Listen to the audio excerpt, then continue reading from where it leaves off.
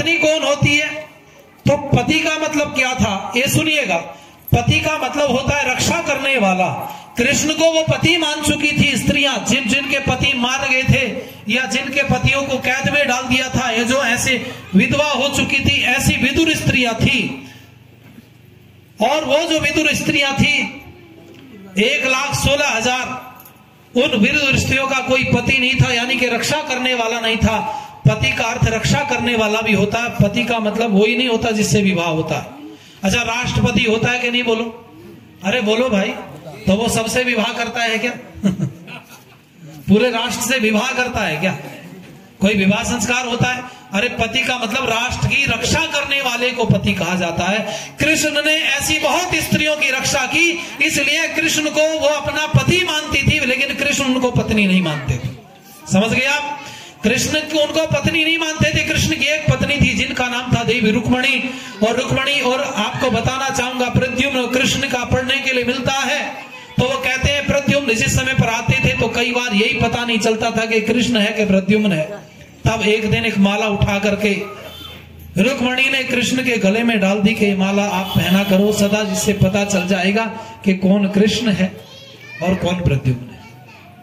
तो माला डालने से पता चला। आप सोचो, कृष्ण का विवाह जब हुआ तो 48 वर्ष उम्र थी। कितनी बताई मैंने? एक गणित सुन लो। 48 वर्ष उम्र थी कृष्ण की जब विवाह हुआ, और 12 वर्ष तपस्या की ब्रह्मचरी रह करके, तो 12 और 48 कितने हो गए? 60 वर्ष की उम्र में कृष्ण ने एक बेटा पैदा किया। जब प्रद्युम्न 1 साल का था, कृष्ण 61 वर्ष के थे। आप सोचो रहा, कृष्ण की उम्र 80 वर्ष हुई, प्रद्युम्न की उम्र 20 वर्ष थी। और जिस समय पर कृष्ण की उम्र 125 वर्ष थी उनकी मृत्यु के समय, तो उसमें से 60 घला लिए, यानी कि 65 वर्ष के उस समय प्रद्युम्न थे। आप सोचो जरा, ये सारी बल पुरुष की बातें खत्म होती चली गई और लांछन लग गए। मैंने बोला था आपसे, द्रौपदी के कितने पति थे? बोलो जरा, कितने पति बताए? हाँ, अब जोर से बोलो। एक पति था। कितने थे? बोलो, एक। उनका नाम था युधिष्ठिर महाराज। और वो युधिष्ठिर महाराज द्रौपदी के पति थे। मैं कहना चाहूंगा, द्रौपदी को लोगों ने घसीट लिया, कहने लगे 5 पति थे द्रौपदी के। बहुत सारी बातें लोगों ने कहा। एक बात और कृष्ण की पता चलती है कि भाई कृष्ण स्त्रियों के वस्त्र उठा के ले जाते थे। ये भी झूठ है, कृष्ण ने वस्त्र नहीं उठाए स्त्रियों के। और मैं राधा का नाम आपको बता रहा था कि कृष्ण की पत्नी केवल रुक्मणी है, राधा नहीं। ये राधा कहां से आई? तो नाचने वाली एक स्त्री नाचा करती थी। जब स्त्री नाचती थी तो इतनी भीड़ इकट्ठी हो जाती थी इसके नृत्य को देखने के लिए। उस समय पर कृष्ण की भक्ति के गीत गाए जाते थे। फिल्मी गाने तो होते नहीं थे उस समय पर। तो कृष्ण की भक्ति के गीतों पर वो नाचती थी, तो अपने आप को कहती थी मैं कृष्ण की प्रेमिका हूं, मैं कृष्ण की प्रेमिका हूं। जैसे इस भीड़ में कोई कृष्ण के गीतों पर नाचता हो और वो कहे जी हम तो कृष्ण के भक्त हैं, कृष्ण के प्रेमी हैं हम, कह सकता है कोई? या कोई स्त्री नाचने लगे कहे मैं तो कृष्ण की प्रेमिका हूं, तुम तो कृष्ण की प्रेमिका हो सकती हो पर कृष्ण तो तुम्हें प्रेमिका नहीं मानता, वो तो है ही नहीं इस समय पर। तो ये अब से लगभग 400 वर्ष पहले एक राधा हुई जो नाचती थी, नृतिका थी। और नाचने वाली राधा जब नाचती थी तो भीड़ इकट्ठी हो जाती थी। भीड़ को संभालने के लिए तेल की मशाल जलाई जाती थी और एक रात्रि में 9 मन तेल लग जाता था। इसलिए लोगों ने कहना शुरू कर दिया था, अरे ना 9 मन तेल होगा ना राधा। बोलो योगेश्वर भगवान की। ये राधा वो नाचने वाली थी, जोड़ दिया ब्रह्म वैवर्त पुराण वाले ने किताब में ऐसी। और मैं कहना चाहूंगा आप लोगों से, ये राधा जुड़ गई, कृष्ण के साथ में आ गई। आप सुनिएगा जरा, ये ब्रह्म वैवर्त पुराण वाले ने, मुझे ऐसा लगता है जब ये ब्रह्म वैवर्त पुराण लिखा तो भांग खा रखी थी इसने। आप कहोगे कैसे? कि भांग जब खा लेता तो दिमाग अनकंट्रोल हो जाता। आप कहोगे ऐसी बात क्यों बोल रहे हैं? तो भाई सच को तो सच बोलना पड़ेगा। मैं अभी आपसे कहने लगूं कि कृष्ण की पत्नी रुक्मणी है और कोई पत्नी नहीं है, और सुबह को बैठ के कहूं कि कृष्ण की पत्नी राधा है, तो तुम मुझे पागल कहोगे कि समझदार? अरे बोलो भाई।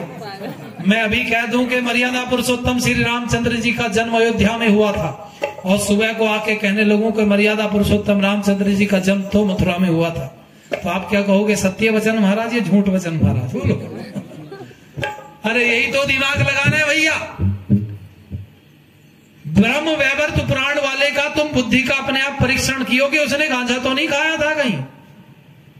और वो लिखता है कि राधा कृष्ण की प्रेमिका थी, क्योंकि राधा कृष्ण को प्रेम करती थी।